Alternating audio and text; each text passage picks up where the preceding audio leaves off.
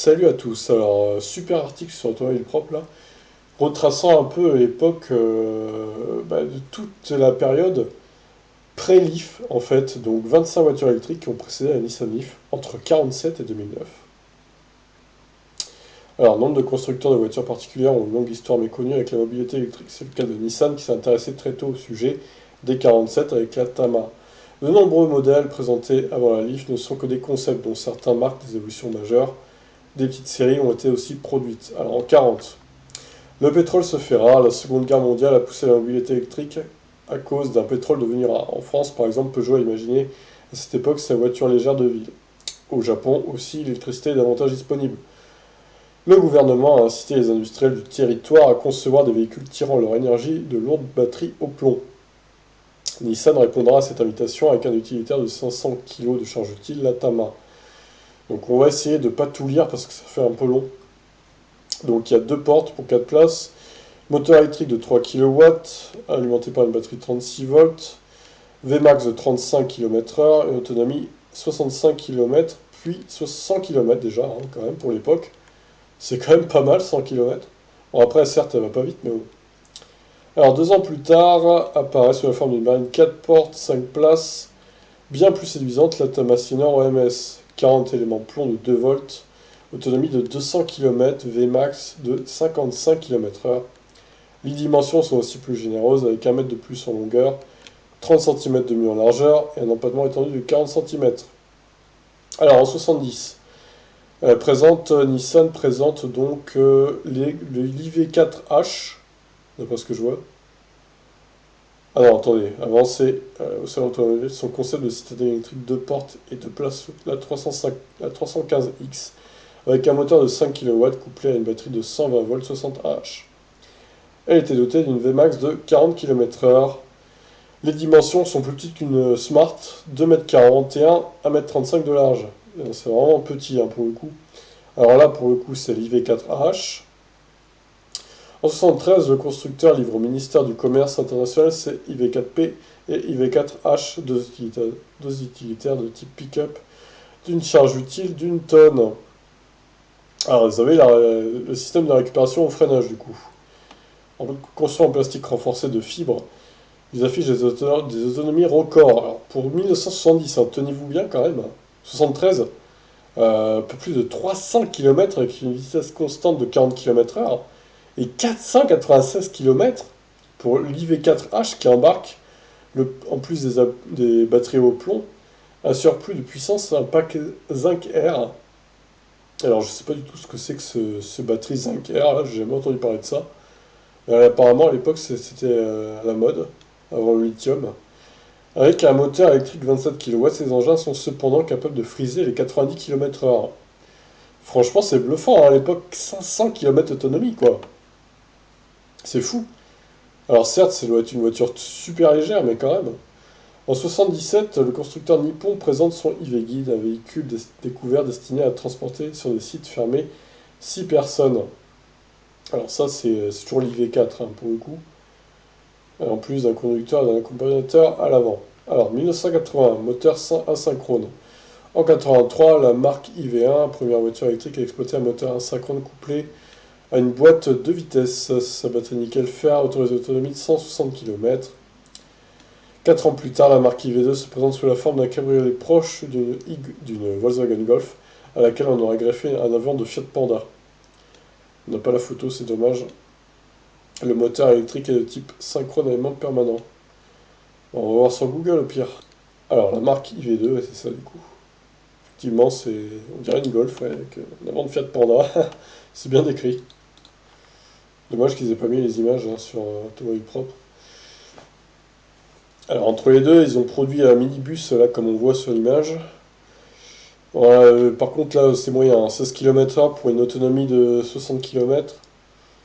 C'est pas top, transporté pour utiliser les invités VIP dans les usines. Produit à 40 exemplaires. En 88, 5 constructeurs dont Nissan ont développé conjointement des bennes à ordures ménagères électriques d'une taille moyenne. Elles ont été principalement exploitées dans la ville de Yokohama. Alors en 90, ils ont électrifié des modèles thermiques donc. En 91, avec une 4 portes découvrables réalisée sur la base de la troisième génération du modèle Président. Véhicule de parade prêté par le constructeur pour transporter différentes personnalités dans le cadre de manifestations diverses. Il disposait d'une autonomie de 100 km permise par le pack Zinc et d'une vitesse max de 40 km/h. Retour aux batteries plomb 2 ans plus tard avec une berline Cédric, bizarre comme nom de voiture. Autonomie 85 km pour une Vmax de 85 km/h, mise à disposition de l'Agence de l'environnement du gouvernement japonais. Alors en 94, Nissan diffusera une petite série de son Avenir EV sur une base de Primera Break. On va aller voir l'image. Donc c'est ça, donc version... Enfin ça doit être la version thermique du coup. Nissan Avenir. Ah bah c'est ça, Nissan Avenir EV. Ok, effectivement. Par contre les jantes pas top. Hein.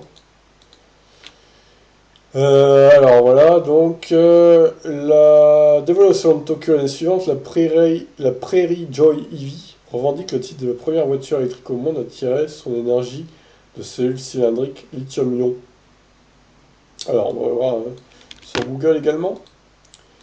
Bon, voilà, après c'est les voitures des années 90, hein, c'est assez moche, on va pas se mentir.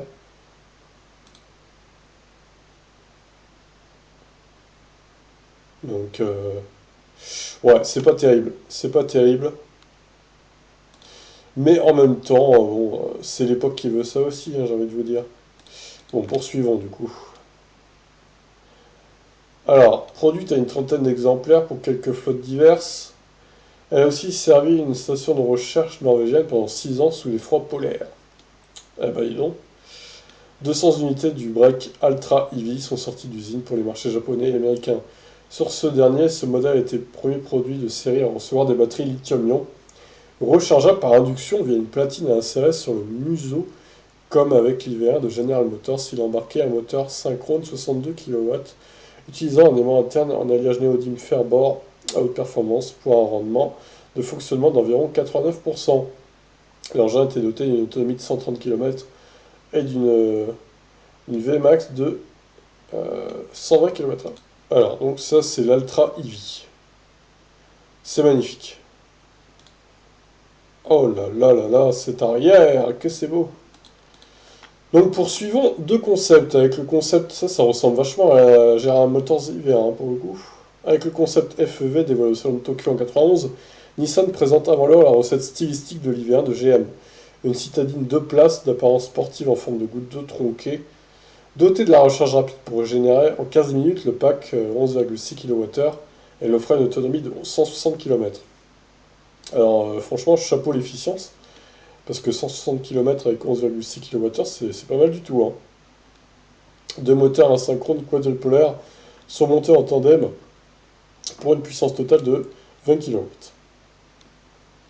A noter l'apparition sur ce concept à coque 100% en aluminium d'une pompe à chaleur pour réchauffer l'habitacle de façon économe en énergie et d'un pare-brise perlé isolant. 4 ans plus tard, la FEV 2 reprend un look façon Volkswagen New Beetle et adopte un pack lithium-ion associé à une motorisation d'une puissance de 55 kW. L'autonomie grimpe à 200 km pour une Vmax de 120 km/h. Alors, 2000.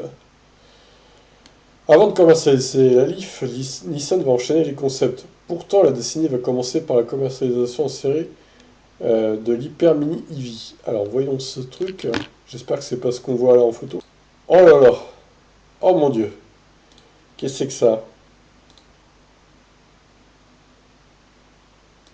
C'est magnifique. J'ai pas de mots pour décrire cette chose. Ah, c'est spécial, hein. Et puis cette couleur verte qui n'arrange rien, quoi. Alors, hein, cette citadine avec un système de rechargement à induction dispose d'une autonomie de 115 km quand même et une vitesse max de 100 km/h. Putain, 115 km là-dedans, j'aurais peur. En 2005, le constructeur nippon révèle son concept pivot, dont l'habitacle en forme de bulle peut tourner sur lui-même sur 360 degrés. Donc ça, c'est ce qu'on voit à l'image. 2 ans plus tard, l'engin revient avec une carrosserie d'apparence plus futuriste encore. Entre les deux Mixim, un prototype au profil torturé et conçu pour les jeunes. Voyons sur Google. Ah, elle est pas mal celle-là pour le coup. J'aime bien le look. Franchement, elle est pas mal. Elle fait très futuriste. Ça, c'était joli, ouais. Pour le coup, j'aime bien. J'aime bien la gueule. Le conducteur y occupe une position centrale, deux moteurs électriques de 49 kW chacun promettent une vitesse de pointe de 180 km/h. Ils sont alimentés par une batterie lamellaire compacte lithium-ion pour une autonomie de 250 km. Eh ben, c'est pas mal, 250 km pour l'époque, c'est plus que la première Leaf. Pourquoi ils n'ont pas sorti tous ces trucs? En 2008, Nissan annonce la commercialisation en masse à partir de 2012 d'une voiture électrique équipée d'une batterie lithium-ion. À l'époque, le groupe motopropulseur est testé avec un mulet de type Cube 5 portes. La même année, le concept NUVU 2+1 se montre plus salivant, même si ses performances n'ont rien d'exceptionnel. Autonomie de 125 km et max de 120 km/h. Ce qui, est Ce qui l'est plus alors, ce sont les petites cellules solaires qui forment une ombre protectrice pour les passagers sur le toit en verre. Ah oui, on voit pas très bien, mais elle est pas mal celle-là. Alors 2009, l'année de la Leaf. En 2009, le monde découvre la Leaf, qui sera commercialisée l'année suivante. Nissan glisse encore deux concepts électriques pour attirer l'attention sur une voiture qui dominera son marché pendant des années dans nombre de pays. Un nouveau mulet, identifié IV11, se cache sous une carrosserie de Tida, bien plus proche de la Nissan Leaf que le Cube, et surtout bien plus à même de démontrer le plaisir de conduite supérieur des véhicules à zéro émission. Selon le souhait du constructeur, une autonomie de 160 km est alors annoncée, un pack lithium-ion alimentant un moteur électrique de 80 kW de puissance. Ultime défi de la décennie pour les équipes de la conception de véhicules chez Nissan avant le lancement de la Leaf. Explorer de nouvelles formes de mobilité zéro émission en redéfinissant les segments existants. Résultat, la Land Glider, sorte de cocon à deux places, qui s'incline vers la corde dans les virages, à la façon d'un motard qui balance sa machine pour compenser la force centrifuge. Alors voyons sur Google ce dernier véhicule du coup. Alors, ah ouais d'accord, ok. Ça me rappelle le Toyota, ils ont fait un même genre de véhicule là. Je sais plus comment ça s'appelle, mais